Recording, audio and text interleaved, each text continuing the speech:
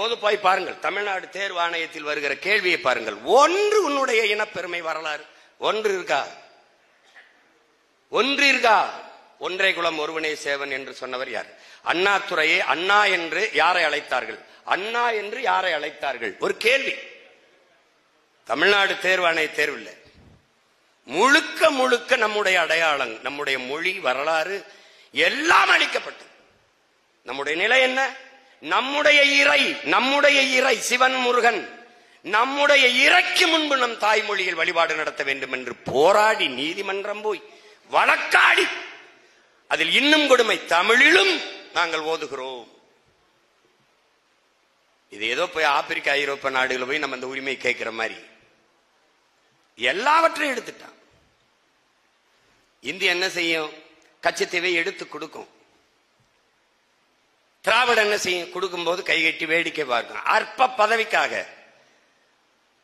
பதவிக்காக ஒவ்வொரு ஆண்டும் கட்சியின் வலிமையை காட்ட லட்சக்கணக்கான மக்களை கூட்டி மாநாடு போடுகிற இந்த கட்சிகள் கச்சத்தீவு என் தாய் நிலத்தின் ஒரு பகுதி எடுத்து சிங்களனுக்கு தாரை வார்த்து கொடுத்தால் என் மீனவ மக்களின் வாழ்வுரிமை, வாழ்வாதாரம் பாதிக்கப்படும் என்று ஒருத்தம் போராடல. கொடுக்கும் போது அதிகாரத்தில் இருந்த பெருமகன் ஐயா கருணாநிதி அவர்கள் கச்சத்தீவை கொடுக்க கூடாது என்று இந்திய நாடாளுமன்றத்தில் குரல் எழுப்பிய ஒரே ஒருவர் நம் தாத்தா முக்கையத்தவர் மட்டும்தான். யாரும் பேசல. இந்தியம் பறிக்கும், திராவிடம் பள்ளிழித்துக் கொண்டு கொடுக்கும். ரெண்டுக்குமே வேறு இல்லை. கல்வி மாநில உரிமை. அந்த மாநில உரிமையில் இருந்து அதை இந்திய ஒன்றிய உரிமையாக எடுத்துக்கொண்டு போனது அம்மையார் இந்திரா காந்தி. எடுத்துக்கொண்டு போகும்போது அதிகாரத்தில் இருந்தது ஐயா கருணாநிதி. அது இந்தியம், இது திராவிடம். இவ்வளவு காலம் கொடுத்து விட்டு இப்போது கல்வியை மாநில பட்டியலுக்கு கொண்டு வருவோம், அதற்கு போராடுவோம். 18 ஆண்டுகள் தொடர்ச்சியாக இந்திய ஒன்றிய அரசிலே ஒரு மாநில கட்சி இருந்ததென்றால் அது திமுக தான். 18 ஆண்டுகள். அப்போது போராடி திருப்பி பெற்று வராத அந்த உரிமை காலங்காலமாக தமிழ் மக்களை ஏமாற்றுவது, இனிப்பு பசப்பு வார்த்தைகளை சொல்வது, போனஸ், மானியம், சலுகை, இலவசம், இந்த வார்த்தைகளை சொல்லி சொல்லி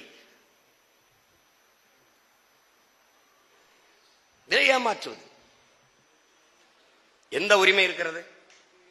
கீழடி 2200 ஆண்டுக்கு முன்பு தமிழர்கள் அங்க வாழ்ந்தார்கள். நீங்க பாருங்க, 2 ஏக்கர்ல எந்த இனக்குழு வாழ்ந்திருக்கும்? அறிவார்ந்த என் சொந்தங்களே, எந்த கிராமம் 2 ஏக்கர்ல இருக்கும்? ஒரு கூட்டமாக ஒரு மக்கள் குவிந்து வாழ்ந்தால் கூட குறைஞ்சது 150 ஏக்கர், 100 ஏக்கர், 200 ஏக்கர்ல தான் கூடி வாழ்வான். ஆனால் கீழடியில என் ஊர்ல சிவகங்கையில 2 ஏக்கர்ல தோண்டிட்டு முதலில் தோண்டிய எல்லா பொருள்களையும் இங்க சேமிக்க ஒண்ணுமில்லை, பெங்களூர்ல தான் கொண்டு வைக்கணும், கொண்டு வச்சுக்கிட்டு எல்லாத்தையும். அப்ப 2 ஏக்கர்ல தான் தானே, மீதி ஏன் தோண்டல? தோண்டினால் தமிழனின் தொன்மம், அவனுடைய பெருமை வெளியில வரும். அங்கிருந்து வந்தவன் இந்திய நாகரிகம் என்றான். இந்த நிலத்திலே இருப்பவன் இது திராவிட பண்பாடு நாகரிகம் என்றான். ஒருவன் நாக்கில் விடுது தமிழர் நாகரிகம், தமிழர் பண்பாடு, தமிழர் தொன்பம் என்று வரவில்லை. அப்போது ஏது திராவிடம்? 2200 முன்னாடி, 2100 ஆண்டுக்கு முன்னாடி ஏது திராவிடம்? ஏது? யார் கன்னடர், யார் தெலுங்கர், யார் மலையாளி? நீங்கள் வரையறுத்திருக்கிற இந்த திராவிட இனக்குழு என்றால் கூட அவ 1800 1200 தானே. அப்ப 2200 ஆண்டுக்கு முந்தையது என்று சொல்லுவார். இதுவே தோராய கணக்கு தான். அவர் சொல்ல மாட்டான். உன் நிலத்தின் வளத்தை சுரண்டி கொழுக்க வருவான். கேரளாவுக்கு வந்த அணு உலை நிராகரிக்கப்பட்டதற்கு காரணம் என்ன? இந்திய கம்யூனிஸ்ட் கட்சி, இந்திய தேசியம் பேசும், இன்னும் சர்வதேசியமையோட கூட பேசும். காங்கிரஸ் 2 தான் ஆளுகிற கட்சி, எதிர்கட்சியா மாறி மாறி இருக்கு. ஏன் அந்த நிலத்தில் காங்கிரஸ்காரர் ராஜீவ்காந்தி ஒப்பந்தம் போட்டு கொண்டு வந்த அணு உலை தானே ரஷ்யாவில இருந்து, அதை ஏன் கேரளாவில் வைக்கல? கேரளாவுக்கு தான் போனது முதல்ல. அவன் எழுந்து சொன்னான், நான் வெளிச்சத்தில் வாழ்வதை விடமும் உயிரோடு வாழ்வது மேன்மையா முக்கியமானது, எடுத்துட்டு போய் எனக்கு வேண்டான்ட்டான். அங்கே வேண்டாம் என்று விரட்டி அடித்த காங்கிரசும் கம்யூனிஸ்டும் இந்த நிலத்திலே இடிந்த கரையிலே நிறுவும் போது, நிறுவி அதை எதிர்த்து போராடும் போது இங்கே அணு உலை வேண்டும் என்று நம்மளை எதிர்த்து போராடினார்கள். எப்படி இந்தியம்? செர்னோபில்ல வெடிச்சிருச்சு, கோப்பர்ச்ச விழுந்து பேசுறாரு. இது ரஷ்ய தேசத்திற்கு மட்டுமல்ல உலகத்திற்கு ஏற்பட்ட பேரழிவு, பேரிழப்புங்கிறாரு. நாம் நம்பினோம் இந்த விஞ்ஞானிகளை ஆபத்து பாந்தவர்கள் காப்பார்கள் என்று ஏமாந்து விட்டோம். 1,00,000 ஆண்டுகளுக்கு இதன் பக்கத்தில் வராதீர்கள் என்று பெரிய இரும்பு வெளியை போட்டு மூடிட்டு போயிட்டான். அதற்கு பிறகு இந்த நிலத்தில் கொண்டாந்து நடும்போது இந்த திராவிடர்கள் என்ன செய்து கொண்டிருந்தார்கள்? இவர்களுக்கு தெரியாதா? செர்னோபில் வெடித்தது போல அது வெடிக்காது என்ற உறுதி எவன் தருவான்? எவன் தருவான்? எவன் தருவான்? அணு உலைக்கு அருகில் அணுகுண்டு மேலே அமர்ந்திருப்பதும் அணு உலைக்கு அருகிலே குடியிருப்பதும் ரெண்டும் ஒன்றுதான் என்கிறார்கள் அணு அறிஞர்கள். உலகிலே பாதுகாப்பான அணு என்ற ஒன்றே கிடையாது என்பவர்கள் அணு விஞ்ஞானிகள் தான். இதை எப்படி நீ அனுமதிச்ச? ஸ்டெர்லைட் எப்படி உள்ள வந்தது? உங்களுக்கு தெரியாம வந்ததா? மீத்தேன் திணிச்சவன் யார்? ஏன் எல்லா நேரத்திலும் காவிரி படுகையில் மீத்தேன் இருக்குது, கங்கை படுகையில் இருக்க, ஏன் எடுக்கல?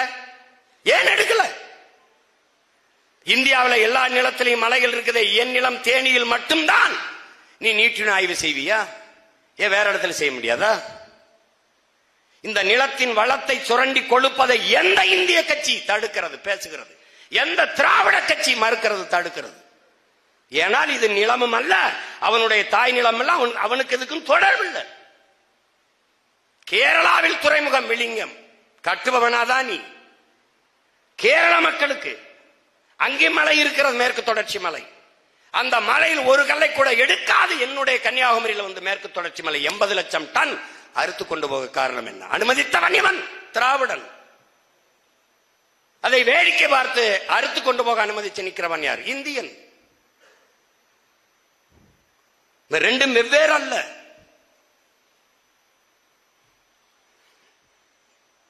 நம்முடைய ஐயா சொல்லுகிறார்களே, அந்த கூட்டாட்சி கோட்பாடு, வரி என்றால் 100 விழுக்காடு வரி, அதில் 75 எனக்கு.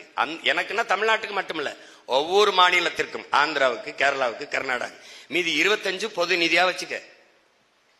அதை வச்சுக்கிட்டு நீ நிர்வாகம் பண்ண என்ன வேலை செய்யற? ராணுவத்தை கூட நீ தனியார் கொடுத்துட்ட. 100 விழுக்காடு அந்நிய முதலீட கொண்டு வந்துட்ட. கல்வி இல்ல, மருத்துவம் இல்ல, போக்குவரத்து இல்ல.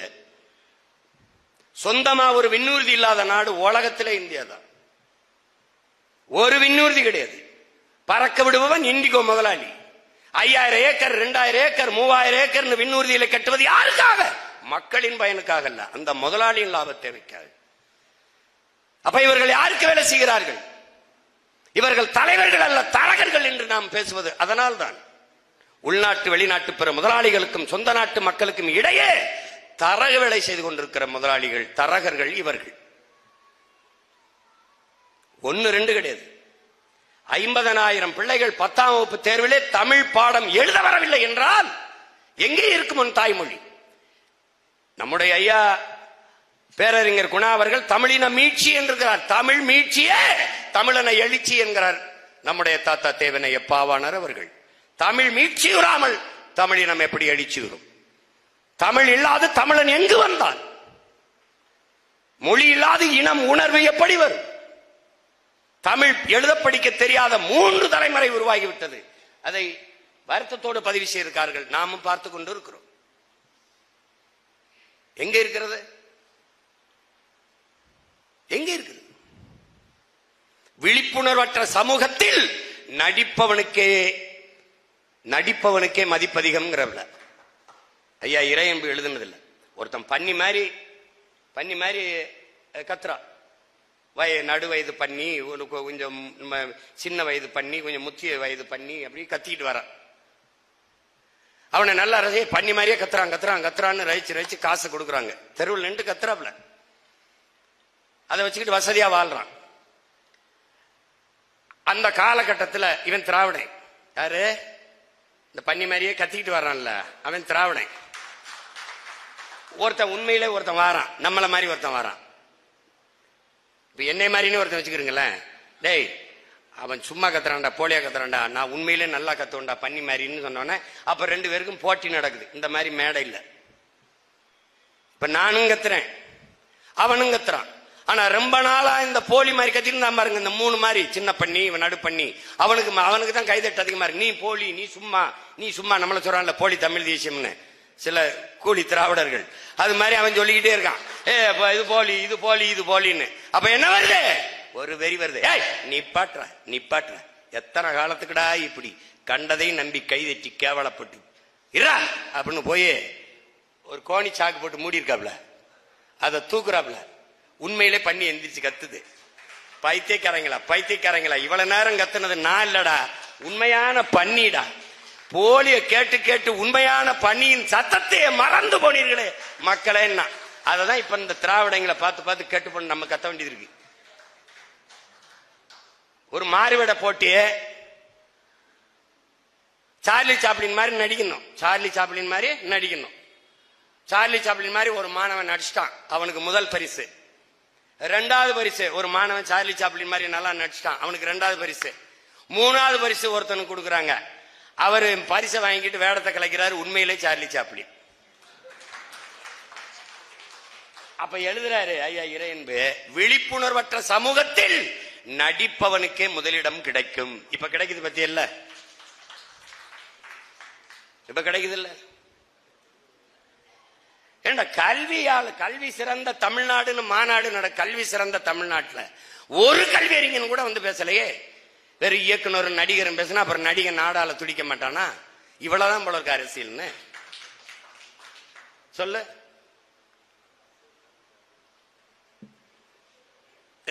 என் தம்பி கவிபாஸ்கர் சொன்ன மாதிரி, அவன் குடிச்சு சாகுறான், அவன் கூத்தாடிய பார்த்து சாகுறான். அவன் வாய் வழிய போத, அவன் கண்ணு வழிய காது வழிய போத. என்ன செய்ய சொல்ற? இவர்கள் உழைப்பெல்லாம் வீணா போய் விடக்கூடாதுங்கிறத நெஞ்சு வடிக்க கத்திக்கிட்டு இருக்க வேண்டியது இருக்கு.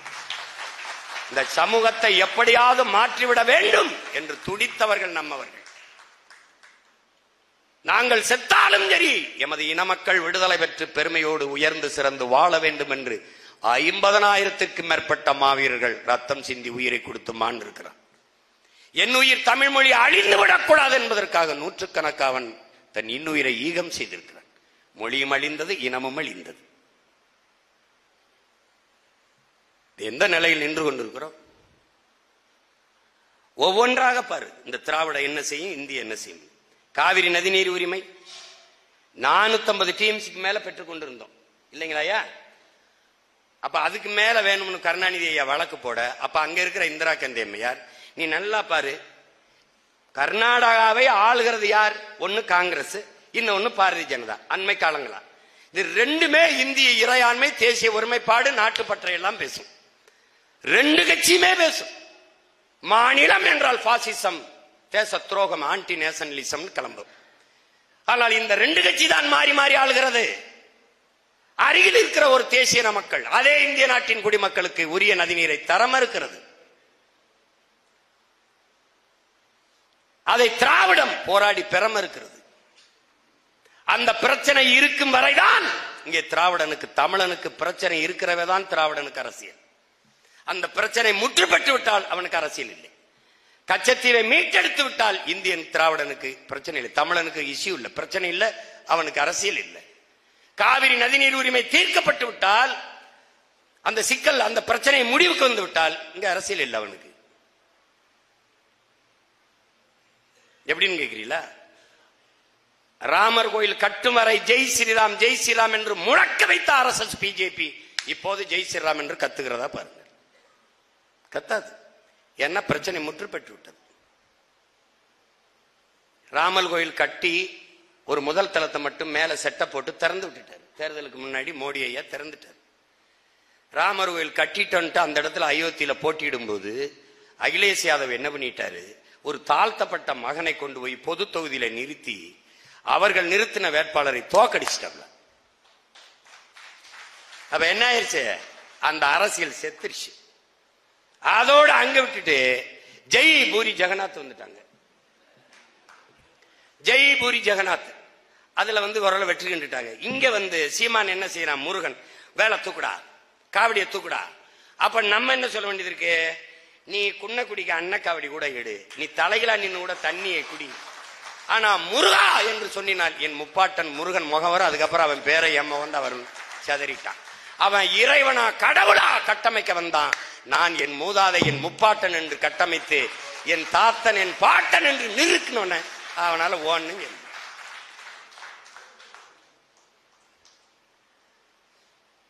இப்ப எல்லாம் என்ன கேக்குறாங்க, என்ன பெரியார அடிச்சு முடியும், இப்ப கால் வரைக்கும் தான் புதைச்சிருக்கு. நான் போடுவேன் பாரு, பெரியாரை பேணாத ஒழுகிற் பெரியாரால் பேரா இடும்பை தரும் அப்படின்னு வள்ளுவ பெருமகனார் குரல் எழுதியிருக்காரு. அதை போட்டு பெரியாரை போற்றுவோம். போடுறேன் பாரு, போடுறேன் பாரு, யார் பெரியார்னு சொல்லுவேன் பாரு. எல்லாமே உங்களுக்கு பெரியார். எம் இனத்தின் முன்னவர்கள் ஒவ்வொருவரும் எங்களுக்கு பெரியார். இங்கே 3 பெரியார். உங்களுக்கு புரியுது நினைக்கிறேன். செயற்கரியார் செய்வார், பெரியார் செயற்கரியை செய்வார். இவர்களை எப்படி சொல்லணும், இவரை தந்தைன்னு சொல்லணும், பெரியார்னு சொல்லணும். இப்ப ஐயா ஸ்டாலின் அப்பான்னு சொல்லணும், ஜெயலலிதாவை அம்மான்னு சொல்லணும். ஒரு பரம்பரை, எங்க பரம்பரை இவங்க தான் நம்ம அம்மா அப்பா அவர்களுக்கு நினைச்சுச்சுன்னா நாங்க எங்கடா போகுது டே. ஐயோ, அவர் போயிடுச்சுன்னா என்ன ஆகுறது, இவர் அப்பா, இந்த இவங்கதான் அம்மாவா, இவர் தந்தை, இவர் தந்தை. உடல் மண்ணுக்கு உயிர் தமிழுக்கு என்று முழங்கியவன் தமிழர் தந்தையை தந்தைன்னு சொல்ல முடியல. தமிழ் சனியன் ஒளிங்கன்னு சொன்னவன் தந்தைன்னா எப்படி? எங்க அம்மாவை ஒருத்தர் கேவலம் பேசுன போய் தந்தைன்னு போட்ட ஒரு சமூகம் உலகத்துல எங்கேயாவது இருக்கா? எங்கேயாவது இருக்கா? எங்கேயாவது இருக்கா? இப்படி ஒரு இழி நிலையில் நின்று போயிடுச்சு இந்த சமூகம். அவர்கள் சொல்லும் போது நம்முடைய முன்னவர்களை தனித்தமிழ் அடிகளார், மறைமலை அடிகள், செக்கிழுத்த செம்மல் வாவு சிதம்பரனார், பெருந்தலைவர் காமராஜர், தெய்வ திருமகன் முத்துராமலிங்க தேவர், தமிழ் தென்றல் திருவி கல்யாண சுந்தரனார், இல்ல திருவிக்கா, யாராவது பாருங்க, நீங்க இப்படி ஏதாவது பேசி பார்த்திருக்கீங்களா பாருங்க. யாரையாவது இப்படி முத்தமிழ் காவலர் கியாபே விஸ்வநாதம், இப்படி யாராவது நம்ம முன்னவர்களை கலந்துரையாடலில் அல்லது விவாதத்தில் அல்லது மேடைகளில் சொல்லுங்க. சிலம்பு செல்வர் மாப்போ சிவஞானம், அப்படி யாராவது அழைச்சிருக்காங்களா பாருங்க. திவான் பகதூர், எட்டமலை சீனிவாசன், அப்படியாவது இருக்கா? சீனிவாசன், வாவுசி, மாப்போசி, ஏதோ வாசி போசின்னு ஏதோ ஊசி வித்துக்கிட்டு இருப்பான். அப்ப நமக்கு ஒரு வெறிம்பார் இவர்களை தந்தை பெரியார். இப்ப கலைஞர், கலைஞர் பேரை கூட சொல்லக்கூடாது, கலைஞர். ஆனால் இவர்கள் பன்னெடுங்காலமாக அடிமைப்பட்டு கிடந்த தமிழ் தேசிய இனத்திற்கென்று ஒரு தேசம் அடைவதுதான் ஒரு தேசிய இனத்திற்கான முழுமையான விடுதலையாக அமையும் என்று கருதி எங்களிலும் எண்ணிக்கை குறைவான 4 லட்சம் 5 லட்சம் மக்கள் தொகை கொண்ட இனங்கள் எல்லாம் விடுதலை பெற்று பெருமையோடு வாழுகிற போது 13 கோடி மக்கள் தொகை கொண்ட பெருத்த மூத்த தமிழ் தேசிய இனத்தின் மக்கள், உலகில் முதலில் தோன்றிய மொழி தமிழ், முதல் மாந்தன் தமிழன், 50,000 ஆண்டுகளுக்கு மூத்த நீண்ட நெடிய வரலாற்று பெருமை கொண்ட தமிழர் என்கிற தேசிய இனத்தின் மக்கள், நாங்கள் ஒரு நாடடைந்து எமது மொழியை மீட்டு எமது இலக்கியம், வரலாற்று பெருமை, வழிபாடு எல்லாவற்றையும் பார்த்து பெருமையோடு வாழக்கூடாதா என்ற கனவிலே களத்திலே நின்று போராடிய எம்முயிர் தலைவன் மேதகுவே பிரபாகரன் அவர்களை, பிரபாகரன் அவர்கள், திரு பிரபாகரன் அவர்கள், திரு பிரபாகரன் அவர்கள் அப்படி சொல்றதில்லையே நீங்க மற்றவர்களை. என் மேதகு பிரபாகரன் அவர்கள் சொன்னா இப்ப சொல்ல மாட்டேன், ஆனா சொல்லுவேன். நாங்க சொல்ல வைப்போம், வைப்போம்.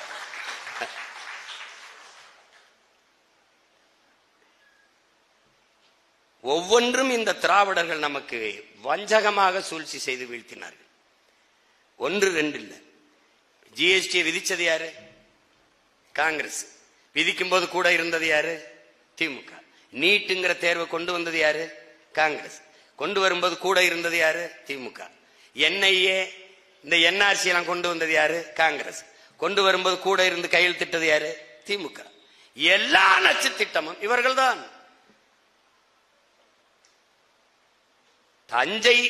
தஞ்சை நன்றாக செழிப்பாக விளைந்தால் தமிழ்நாட்டில் பஞ்சமில்லை. தமிழ்நாடு செழிப்பாக விளைந்தால் இந்தியாவில் பஞ்சமில்லை. அவ்வளவு நஞ்ச நிலம் நிறைந்த வளங்கொழிக்கும் பூமியை ஒரு ஒரு ஒரு பெட்ரோல் இதாக இந்த மீத்தேன் எடுக்கிறதாக மாற்றியவர்கள் இவர்கள். திராவிட முன்னேற்ற கழகத்தின் பெருந்தலைவர், பெரிய தலைவர்களில் ஒருவராக இருக்க நம்முடைய மதிப்பிற்குரிய ஐயா TR பாலு அவர்கள் மீத்தேன் திட்டத்தை கொண்டு வந்த போது பேட்டி கொடுத்ததற்கு நானும் அண்ணன் பழனிமாணிக்கம் அவர்கள் தான் இந்த மீத்தேன் திட்டத்தை கொண்டு வந்தோம். அப்புறம் பிரச்சனை ஆயிருது அப்படின்னு போராட்டம் வந்த உடனே அது சும்மா சோதிக்கிறோம், நாங்க பரிசோதிக்கிறோம், நாங்க அதுக்காக கையெழுத்து போட்டேன், தெரியாம போட்டேன்னு சொன்னவர் அன்றைய துணை முதல்வர், இன்றைய முதல்வர். எல்லாமே படித்தான். நிலம் வளம் எல்லாம் களபோகிறது, மொழி சிதைந்து அழிகிறது. அப்போது ஆரியன் படையெடுத்து வந்தான். ஐயா எழுதியிருக்காங்க, ஆரியன் படையெடுத்து எங்கடா வந்தான்? இப்பதான் வரான், வடக்கன் படையெடுத்து வரான். 1.5 கோடி பேர் உள்ள வந்துட்டான். 1.5 கோடி வாக்குரிமை பெறுகிறான். வேலை வாய்ப்பை பெறுவது கூட பிரச்சனை இல்லை, அவன் வாக்குரிமை பெறுகிறான். வாக்குரிமை பெற்றால் அவன் இந்த நிலத்தின் அதிகாரத்தை, அரசியலையும் அதிகாரத்தையும் அவன் தீர்மானிப்பான். இப்போது தவிர்க்க முடியாமல் நாம் சில தொகுதிகளை மற்றவர்கள் கொடுக்க வேண்டியது வருகிறது போல, இனி ஈரோடு, பெருந்துறை, கோவை, இந்த கிழக்கு, தெற்கு, இந்த மாதிரி தொகுதி எல்லாம் அவர்கள் இடம் கேட்பார்கள். இங்கேயே திமுக இந்த ஜவஹர்பேட்டையில வந்து இந்தியில சோறுட்டி அடிச்சு வாக்கு கேட்கிறது, இந்தியிலே பேசுகிறது. ஈரோடு கிழக்கிலே கேட்டாங்க. அவன் சொல்றான், அந்த கோயம்புத்தூர்ல இருக்கிறவன் சொல்றான், அவன் ராஜஸ்தானி பீகார்ல இருந்து வந்தவெல்லாம் சொல்றான், தமிழால வந்தா வேலை கொடுக்கும். இன்னைக்கு அவன் கூலி, நாளை அவன் முதலாளி. குறைந்த வேலைக்கு குறைந்த கூலிக்கு வருகிறான் என்று நீ வேலை கொடுக்கிறாய். அவன் தவிர்க்க முடியாத வேலையாளாக மாறிய பிறகு அவன் கூறுவதுதான் கூலி. அவன் 5000 கேட்பான். இன்னைக்கு 500 ரூபாய்க்கு செய்யறவன் 5000 கேட்பான். நீ கொடுத்தாக வேண்டும். நம்மளை திராவிடன் உழைப்பிலிருந்து உழைக்கிற திறனற்று குடிகாரனாக்கி, கஞ்சா, ஆவின், கொக்கைன், மெத்தப்பட்ட மினி, இப்படி போதையில அடிமையாக்கி முழுக்க திரை மயக்கத்திலே மூழ்கடிச்சு தூக்கி போட்டான்.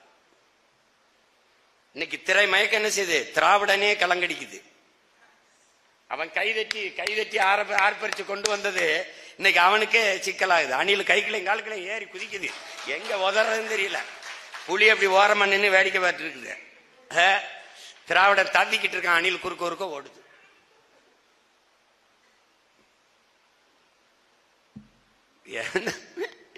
எவ்வளவு அறிவார்ந்த அறிஞர்கள் பிறந்தது.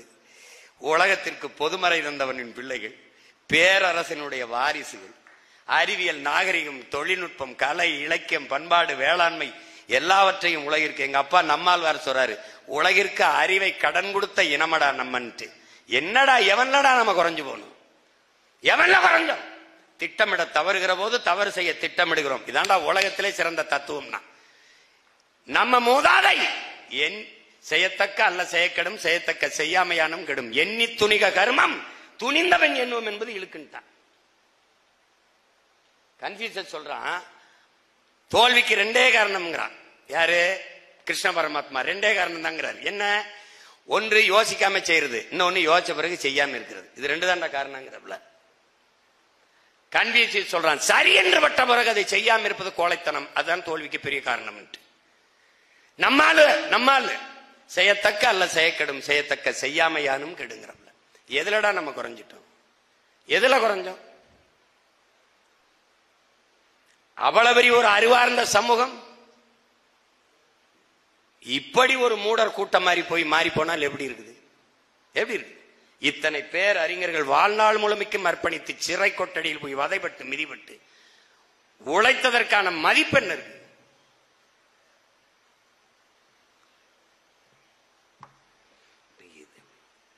எல்லாம் திட்டமிட்டு பறி கொடுப்பான் திராவிடன், நம்மளை ஏமாத்துவான். இப்ப குடும்ப தலைவிக்கு 1000 என்ன சொல்லு? காலையில பிள்ளைகளுக்கு உப்புமா போட்டதை பெருமையா பேசிட்டுக்காப்ல, காலை உணவு போட்டு படிக்க வைக்கிறேன்றப்பல. அப்போ ஒரு கேள்வி எழுதல, சோத்து செத்தவைய கூட்டமா நீ மாத்திட்ட. 60 ஆண்டுகள் ஆண்டு காலையில ஒருவேளை கஞ்சி குடிச்சிட்டு பள்ளிக்கூடம் வர முடியல என் பிள்ளைக்கு. ஒரு அம்மா பெருமையா சொல்லுது, எல்லாத்துக்கும் sambar dish compulsory, sambar dish கொடுத்துருவோம். வாரம் முழுக்க இருக்குது எங்களுக்கு சாம்பார் ஊத்துறதுங்க. பாருங்க, இந்த கல்வியில் சிறந்த தமிழ்நாட்டில் அந்த அம்மா பேசுது, எல்லாத்துக்கும் சாம்பார் கொடுத்துருவோங்க. சாம்பார் 5 நாள் உப்புமா தான். அப்ப என்ன காரணம்? உப்புமா கம்பெனி, அதனால உப்புமா கிண்டி போட்டுக்கிட்டு. அவர்களுடைய திருட்டு திராவிட சித்தாந்தத்தை சினிமாவை வச்சு ஒழிக்க முடியாது. அதை தாண்டிய தத்துவம் இருக்கு. இந்தியம். எது இந்தியம்? எல்லாத்தையும் பறித்து கொண்டு போகும், அது இந்தியம். பல்லை இழித்துக் கொண்டு கைகட்டி வேடிக்கை பார்க்கும், அது திராவிடம். எல்லாவற்றையும் கச்சத்தீவை திருப்பி எடு வழக்கு. கொடுத்ததுதான் திருப்பி எடுக்க வேண்டும் என்ற பேச்சுக்கே இடமில்லை. அது இந்தியம். எந்த இந்தியம் திருப்பி எடுக்க முடியாது என்று சொல்கிறதோ அதோடவே தேர்தல் உடன்படிக்கை, அரசியல் கூட்டு, அற்ப பதவிக்காக கூட்டு. அப்ப எப்படி திருப்பி எடுப்பான்? இங்க நம்ம மக்களை ஏமாத்தணும்ல. கச்சத்தீவை மீட்க போராடுவோம், நான் வந்த பிறகு தீவிரமாக போராடுவோம். அது கொஞ்சம் அடிஷனலா சேர்த்துக்கிட்டான், கூடுதலா சேர்த்துக்கிட்டான். ஆட்சிக்கு வர்றதுக்கு முன்னாடி வந்த உடனே ஒரு காந்தி ஜெயந்தி அன்றைக்கு நாங்கள் டாஸ்மார்க்கை மூடுவோம், முதல் கையெழுத்தை அதிலே போடுவோம். ஆட்சிக்கு வந்தவங்க ஏங்க மூடவில்லை என்று கேட்டால் வாயை மூடுவோம், உடனே ஓடுவோம். இதான் நடந்துட்டு. நீ எங்க யார கேள, அம்மையார் கனிமொழி அம்மா, நீங்க 2 லட்சம் இளம் விதவைகள், இந்தியாவிலே அதிக விதவைகள் இருக்கிற மாநிலம் தமிழ்நாடு என்று சொன்னீர்களே அம்மா, இப்ப நீங்க மூடுறேன்னு சொன்னீங்களம்மா. படன் படன் அதான் கேக்குதுங்க நல்லா அந்த கேள்வி. அதுல என்னங்க ஒரே ஓட்டம் தான். ஏய், இன்னைக்குடா மக்களின் பிரச்சனைய, மக்களின் வழிய இதயத்திலிருந்து மொழியாக எடுத்து பேசாதவன் எப்படா இந்த நிலத்துல தலைவனா இருக்க முடியும்? ஒருத்தர் துண்டிச்சிட்டு மீதி 3 பேரும் முழிச்சிட்டு, இவரு ஒரு கௌரவத்துக்கு மறைச்சு வச்ச. ஆக அந்த வகையிலே இதை எதற்காக குறிப்பிடுகிறேன் என்றால், அதுக்குள்ள பாத்துறாரு. இவர் பரவாயில்ல இல்ல, இளமை புகுத்தி விடும் போயிடறாப்ல. இன்மை புகுத்தி விடுமே, இளமை புகுத்தி விடும். இன்னொரு இப்போ ஒருத்தர் நம்மால் வந்திருக்கான், நம்ம உடன் பிறந்தவன், பெரிய சீட்டு, இங்க இருந்து எடுக்கிறாப்ல.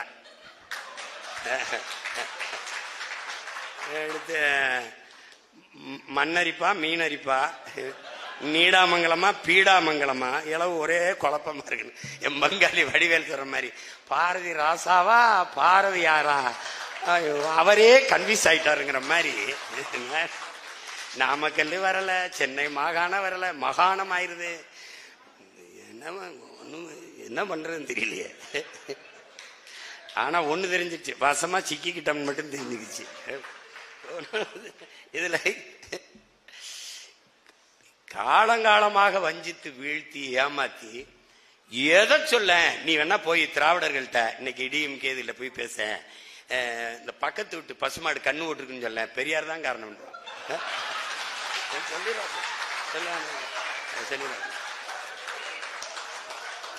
அந்த அம்மாவுக்கு ஒரே பிரசவத்துல 4 குழந்தையாமுங்க, பெரியார் தான் காரணம். எங்க ஐயா சொன்ன மாதிரி, நம்மளமா அம்மனமா தெரிஞ்ச மாதிரி, அவன் தான் நமக்கு கோமணம் கட்டி விட்டங்க மாதிரி. ஏய், இவர் உட்கார்ந்து இருக்கும் போது, ஐயா ராமசாமிங்கிற பெரியார் உட்கார்ந்து இருக்கும் போது பக்கத்துல பேரறிஞர்னு ஒருத்தன் அண்ணா இருந்தாப்புலப்பா, 2 MA படிச்சிருந்தாப்புல. அன்பழகன், நெடுஞ்செழியன், முதுகலை படித்து விட்ட ஆகச் சிறந்த அறிஞர்கள் உட்கார்ந்து இருந்தாங்க பக்கத்துல. அவர்களை யார் படிக்க வச்சது? யார் படிக்க வச்சது? இன்னைக்கு உலகத்திலே ஆல்பர்ட் ஸ்வீசர் சொல்றான், அவன் 3 துறைகளில் முனைவர் பட்டம் பெற்று நோபல் பரிசு பெற்றவன், மிகப்பெரிய மேதை. அவன் சொல்றான், நான் வாழ்நாள்ல எவ்வளவோ புத்தகங்களை படிச்சிருக்கேன், ஆனா இந்த மாதிரி மனித வாழ்க்கைக்கு நன்னெறி சொன்ன ஒரு நூலை நான் படிச்சதே இல்லைன்னு. அது நமது பாட்டனார் எழுதின திருக்குறள் தான். அந்த திருக்குறளை அவன் எழுதினது சும்மா 2000 ஆண்டு இருக்குங்கிறான். அது 1330 நம்ம சும்மா சொல்லிக்கிட்டு இருக்கான். அது 5000 கூட இருந்திருக்கலாம். அது ஏதோ கரையை அடிச்சது போக போய் நம்ம பாட்டனார் கந்தப்பனார் எடுத்துட்டு வந்து எல்லிஸ்ட கொடுத்து அதை அச்சில ஏத்தி நமக்கு வந்து ஏதோ வச்சிருக்கோம். அதுல பாரு, இன்னைக்கு இத்தனை பெரிய பேரறிஞர்கள், முதுகலை படித்தவர்கள், தமிழே ஆய்வறிஞர்களாக வந்தவர்கள் எல்லாம் சொற்பிழை, பொருள் பிழை, கருத்து எதுவுமே இல்லையே, எழுத்துப்பிழை எதுவுமே இல்லாம ஒருத்தன் எழுசீர் விருத்தத்துல இவ்வளவு பெரிய தத்துவத்தை சொல்லிட்டானே. நான் கூட சொல்லுவேன், பெருமாள் கூட 2 அடியில உலகத்தை அளந்தாருன்னு இருக்கு, எங்க பாட்டனார் 1.25 அடியிலே உலகத்தை அளந்துட்டாரு அப்படின்ட்டு. அப்படிப்பட்ட ஒரு நெறியை எழுதி தந்தவனை யார் படிக்க வச்சது? வள்ளுவனே வியப்பென்றால் அவனுக்கு தமிழ் சொல்லிக் கொடுத்த ஆசிரியன் யார்? கம்ப ராமாயணம் என்ற காப்பியத்தை 15 நாளில் கம்பல் பெருந்தகை பாடியிருக்கான். அப்படின்னா அவனுக்கு இருக்கிற அறிவு என்ன? கடல்ல தண்ணியை கரண்டி தள்ளி ஊத்துன மாதிரி சொல்லிட்டு பாடிட்டு போயிருக்கான். இப்ப அவனுக்கு எவன் சமைச்சு சொல்லி கொடுத்துருப்பான்? எங்க அவ்வைக்கு யாரு? வள்ளுவன் வாரான், மருந்தன வேண்டாவாம் யாக்கைக்கு அருந்தியது அற்றது போற்றி உனின். நல்ல சாப்பிட்டது செமிச்சிருச்சான்னு பார்த்து சாப்பிட்றா, நோய் வராது, அதுக்கு எந்த மருந்தும் தேவைப்படாது அப்படின்னு பாடுறான். இது நல்லா தான் எழுதியிருக்கான், சின்னதாக தான் எழுதியிருக்கான், அதுவே சிரிச்சு. அது அவ்வை வாரா அந்த கிழவி, வல்லவன் நல்லா தான் எழுதியிருக்கான், பெருசா எழுதியிருக்கான், பிள்ளைய கஷ்டப்படுவாங்கன்னு பசித்து பூசி அது பெரிய மாத்திரையா இருக்கு, உருட்டி ஒரு கேப்சூல் அடைச்சு கொடுத்துட்டு போயிட்டான். எங்களை போய் ஒன்னும் தெரியாதுங்கிறது, நாகரிகமற்ற கூட்டம்ங்கிறது, முல்லையும் குறிஞ்சியும் முறைமையில் திரியும் நிலம் நடுக்குற்று நல்ல இயல்பு இழந்து பாலை எனும் படிமம் கொள்ளும் அறிவியல், அறிவியலை பாடியிருக்கான் இளங்கவடிகள். அதை தாசி கதை என்று போயிட்டான் திராவிடை, அது விபச்சாரி கதை, இதை நம்பிட்டான். தமிழ்ல என்ன இருக்குது? ஒண்ணும் இல்ல. அதை நம்பி கொடுமை நிகழ்ந்துருச்சு தமிழ் பேரினத்திற்கு. எல்லா உரிமையும் இழந்து தட்டுக்கட்டு தவித்து போய் நிற்கிறது. தெற்காசிய முழுமைக்கும் பரவி வாழ்ந்த ஒரு இனக்கூட்டம், இந்திய துணைக்கண்டம் முழுமைக்கும் பரவி வாழ்ந்த ஒரு இனக்கூட்டம் காலடியில் குறுகி 1.5 கோடி வட இந்திய இருந்திருக்கு. ஏற்கனவே நிலமும் அதிகாரமும் நம்மகிட்ட இல்லை. நம்ம ஒண்ணுல இருந்து ஆரம்பிக்கல, ஒரு புள்ளியில இருந்து ஆரம்பிக்க வேண்டியது இருக்கு. தாய் மொழியில் அகரத்தில் இருந்து ஆனாவில் இருந்து எழுத தொடங்க வேண்டியது இருக்குது. எதுவுமே இல்ல. எங்க போனாலும் இந்த சிரி இருக்கும். நீ என்ன பாரு, இந்த சிரி முருகன், ஸ்ரீ கிருஷ்ணன், ஏன் இது அருள்மிகுன்னு வரல? வராது. எல்லா இடங்களிலும் உன் தாய்மொழி புறக்கணிக்கப்பட்டுச்சு. தாய்மொழி நிராகரிக்கப்பட்டால் எங்கு உன் தாய்மொழி இல்லையோ, புறக்கணிக்கப்படுகிறதோ, அங்கு உன் குரல் வளை நெரிக்கப்படுகிறது என்பதை நீ புரிஞ்சுக்கணும். அப்ப வரலாற்றை மறந்த இனமும் வேற இழந்த மரமும் வரலாற்றை மறந்த இனமும் வாழாது. அப்ப வரலாற்றில் இருந்துதான் நாம் எழுச்சி கொள்ள வேண்டும். இப்ப நீ ரொம்ப காலத்துக்கு போகாத, பிரபாகரன் யார்? இவனுக்கு பயங்கரவாதி. பாலிசுமத்தை அழிச்சான். தேசிய இனத்தின் இவர்கள் அழித்தது நம்முடைய விடுதலை போராட்ட வீரர்களை மட்டுமல்ல, விடுதலை புலிகளை மட்டுமல்ல, ஒரு மூத்த பெருத்த தமிழ் தேசிய இனத்தின் விடுதலை கனவை சிதைத்தார்கள் இந்தியர்களும் திராவிடர்களும். கொன்னது முழுக்க இந்தியன். காங்கிரஸ் ஆட்சி கூட நின்னு சாவை சகித்துக் கொண்டு இந்த அற்ப பதவியில இருந்தவர்கள் திராவிடர்கள். அதுல என்ன இந்தியத்துல மாற்று கண்டுட்டா? காங்கிரஸ் கொண்டுச்சு, பிஜேபி என்ன பண்ணுச்சு? ஒரு 2G அலைக்கற்றைக்காக 1 மாத காலம் பாராளுமன்றத்தை முடக்கி போட்ட பாரதிய ஜனதா அருகிலே ஒரு தீவிலே இப்படி அந்த மக்களை கொண்டு குவிக்கிறார்களே என்று ஒருத்தம் பேசல. இங்க இருக்கிற தலைவர்கள் இன்றைக்கு காசாவை காப்பாற்றுவோம் என்று குதிக்கிறார்கள். பக்கத்தில் இருந்த ஈழச்சாவை சகித்துக் கொண்டு நின்றவர்கள். காசாவில் என்ன நேத்தான் கொண்டு போட்டானா? 67,000 பேரை இதுவரை கொண்டிருக்கான். மொத்த நகரத்தை இடிச்சு தரமட்டமாக்கிட்டான்.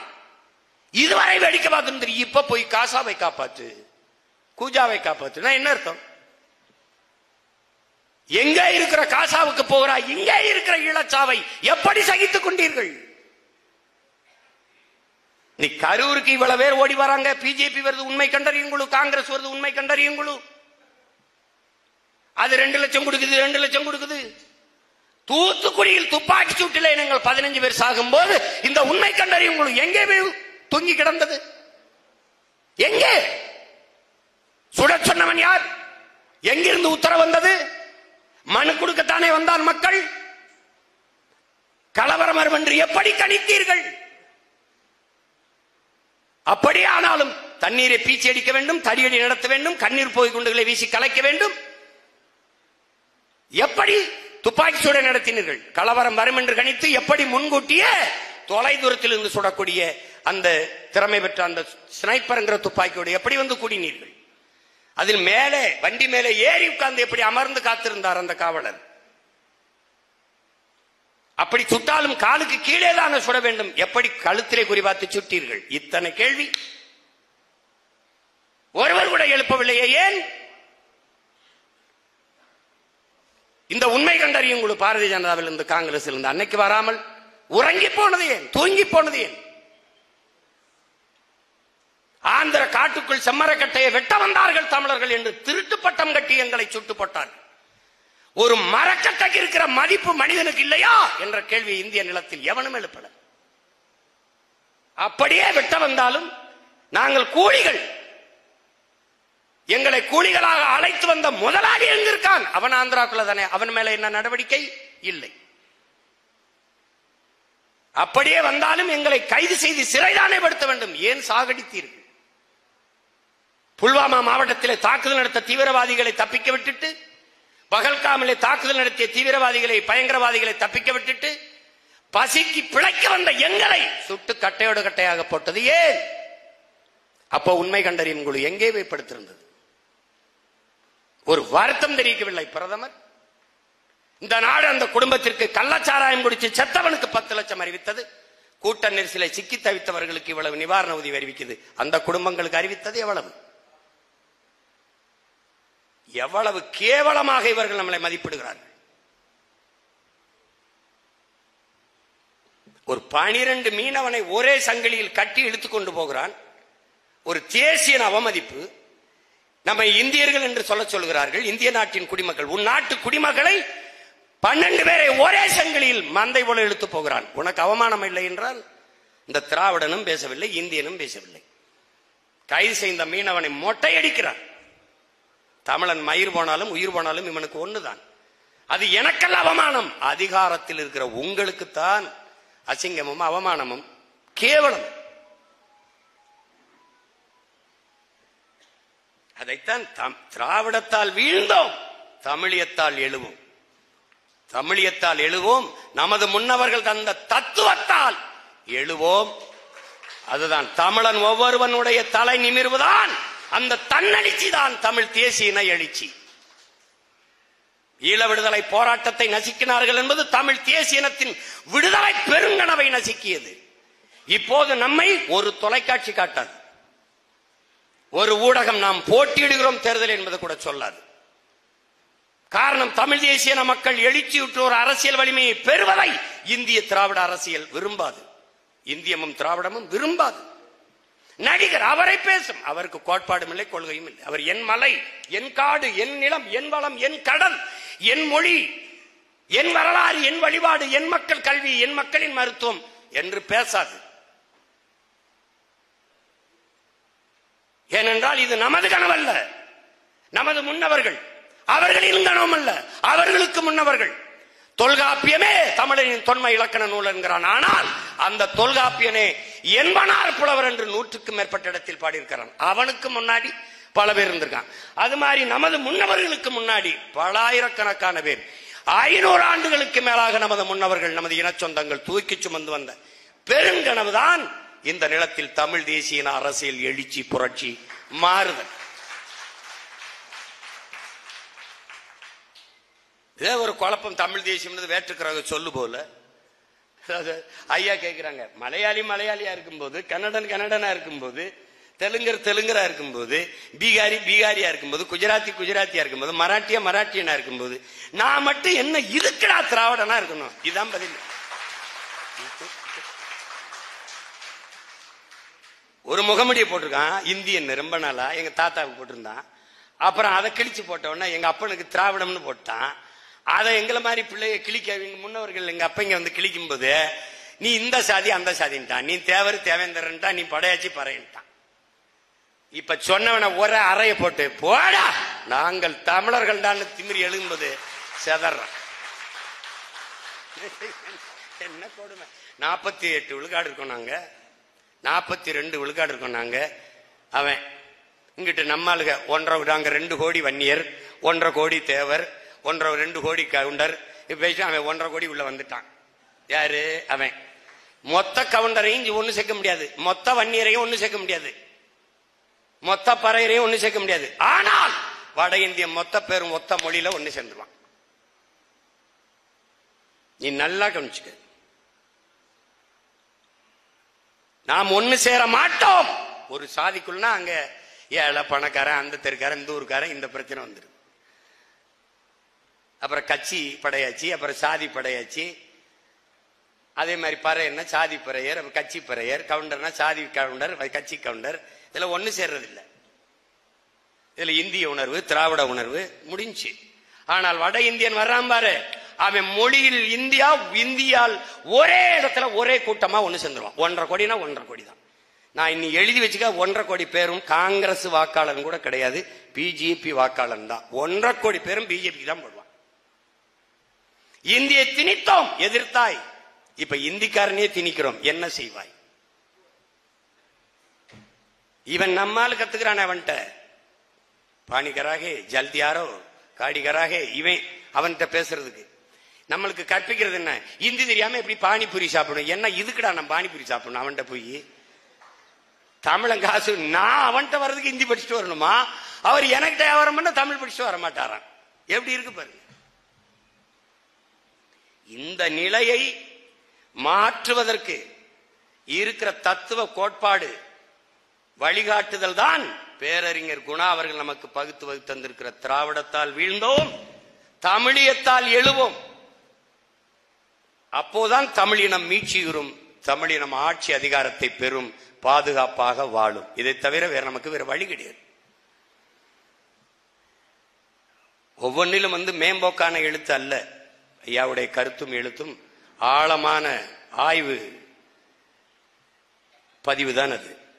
அதனால அத பூச்சாண்டி காட்டிட்டே இருப்பான். இவனை பாரு, இந்த வாட்டி பூச்சாண்டி காட்டுவான். அது நீங்க தமிழர் என்று சொன்னால் பார்ப்பனன் பிராமணன் நானும் தமிழன் என்று உள்ள வந்து விடுவானே. அந்த வார்த்தையை நல்லா கவனிங்களேன். நானும் தமிழன் தான் என்று உள்ள வந்து விடுவானே. அவன் எப்படி வருவானா? தமிழன் என்றுதான் உள்ள வருவானா. அப்ப தமிழன் என்று இருந்தால் உனக்கு என்ன? நான் உள்ள வர முடியாதே. அதான் பிரச்சனை. பிராமண நானும் தமிழன் என்று உள்ள வந்துருவான். அப்ப அதுல உனக்கு என்ன பிரச்சனை? நான் உள்ள வர முடியாது. அப்ப திராவிடம் இருந்தாதான் வருவான். எந்த பிராமண எதிர்ப்பை வைத்து இவர்கள் திராவிட இருப்பை கட்டினார்களோ அதே பிராமண கடப்பாறை வைத்து இந்த தேர்தலில் தூக்கி நான் உடச்சு நோர்களை பார்த்தே இருக்கு. அவர்கள் பேசவில்லை, நான் என்னடா பல்லாயிரக்கணக்கான பிள்ளைகள் இருக்கா வெடிச்சு செதறும் இந்த நிலத்தில். ஒருத்தனது பண்ண முடியாது. திராவிடம் செத்து போச்சு. அது வைதையை காத்திருந்தால் கிளைமேக்ஸ் மாதிரி அது செத்து போச்சு. அது ஐயா விஜயகாந்த் 2 ரீலுக்கு முன்னாடியே கொல்லப்பட்டுருவாரு, செத்துருவாரு. உண்மையிலே படத்தை போட்டு பாருங்க, செத்துருவாரு ஐயா. அப்ப அக்கா ரேவதி அந்த இவர் அந்த இளம் பெண்களை காப்பாத்தணும், நீ அந்த பெண்களை கூட்டிட்டு போயிரு, என்னை இந்த அருவாளை கொடுத்து இந்த ஒரு சூலாயுதம் மாதிரி இருக்கு, அதுல இப்படி சாத்தி வச்சிரு, சாத்தி வச்சு அப்படி நிக்க வச்சுட்டு நீ இந்த பிள்ளைகளை கூட்டி ஓடிருன்றாப்ல. இதுதான் திமுக. அவர் செஞ்சது உயர்ந்த நோக்கத்துக்கு. ஆனா இதுதான் கதை. அவர் 2 ரீலுக்கு முன்னாடியே கொல்லப்பட்டுறாப்ல, செத்துருச்சு திராவிடம். இப்ப அருவாளை வச்சுக்கிட்டு அப்படியே நிக்குது. அது ராதாரவி என்ன பண்ணுவாரு? வெள்ளிக்கிழமை ராமசாமி, இந்த சனிக்கிழமை ராமசாமி இல்ல,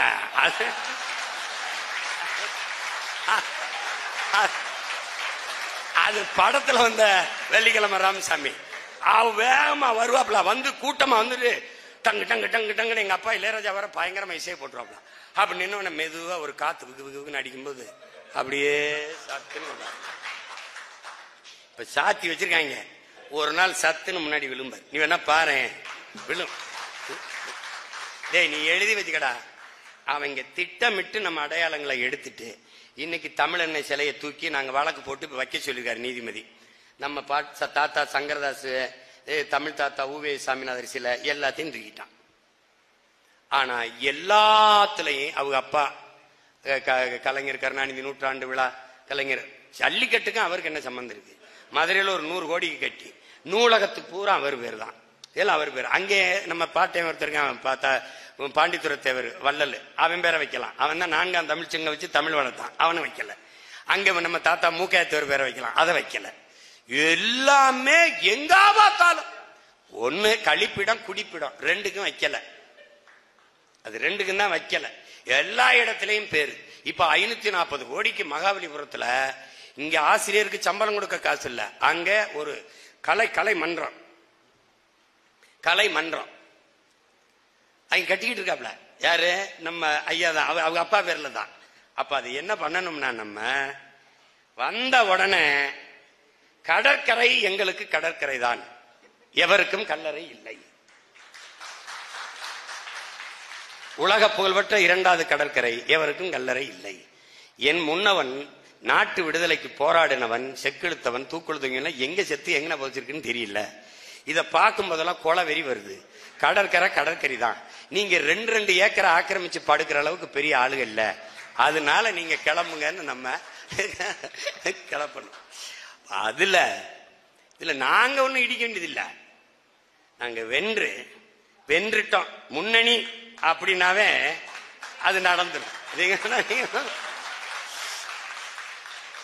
அதனால என்னுடைய உடன் பிறந்தார்